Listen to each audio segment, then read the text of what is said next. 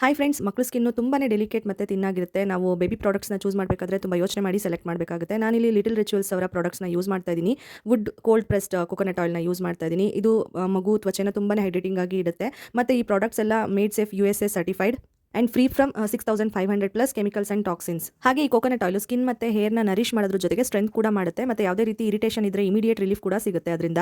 ಹಾಗೆ ನಾನಿಲ್ಲಿ bio body butter ಕೂಡ ನಮ್ಮ ಪಾಪುಗೆ ಯೂಸ್ ಮಾಡ್ತಾ ಇದ್ದೀನಿ. ಇವಾಗ ತುಂಬಾನೇ ಚಳಿ ಇರೋದ್ರಿಂದ ಎಕ್ಸ್ಟ್ರಾ ಕೇರ್ ಬೇಕಾಗಿರುತ್ತೆ ಮಕ್ಕಳ ಸ್ಕಿನ್ನಿಗೆ.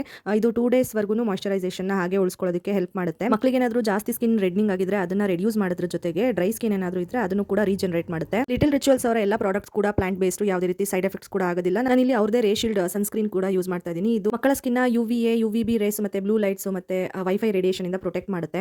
ಇವ್ರ ಪ್ರಾಡಕ್ಟ್ ಅಲ್ಲಿ ಯೂಸ್ ಮಾಡಿರುವಂತ ಇಂಗ್ರೀಡಿಯೆಂಟ್ಸ್ ಎಲ್ಲ ಆರ್ಗಾನಿಕ್ ಆಗಿದೆ, ನ್ಯಾಚುರಲ್ ಮತ್ತೆ ಜೆಂಟಲ್ ಆಗಿದೆ. ಹಾಗಾಗಿ ಏನು ಯೋಚನೆ ಮಾಡೋ ಅವಶ್ಯಕತೆ ಕೂಡ ಇಲ್ಲ. ನಿಮ್ಗೆ ಈ ಪ್ರಾಡಕ್ಟ್ಸ್ ಎಲ್ಲ ಬೇಕಂದ್ರೆ ಅಮೆಜಾನ್ ಫಸ್ಟ್ ಕ್ರೈಯಲ್ಲೂ ಕೂಡ ಸಿಗುತ್ತೆ. ಮತ್ತೆ ಅವರ ವೆಬ್ಸೈಟ್ ಲಿಂಕ್ ಕೂಡ ನಾನು ಡಿಸ್ಕ್ರಿಪ್ಷನ್ ಬಾಕ್ಸ್ ಅಲ್ಲಿ ಆಡ್ ಮಾಡಿರ್ತೀನಿ. ಒಂದ್ಸರಿ ಚೆಕ್ ಮಾಡಿ. ಓಕೆನಾ? Thank you.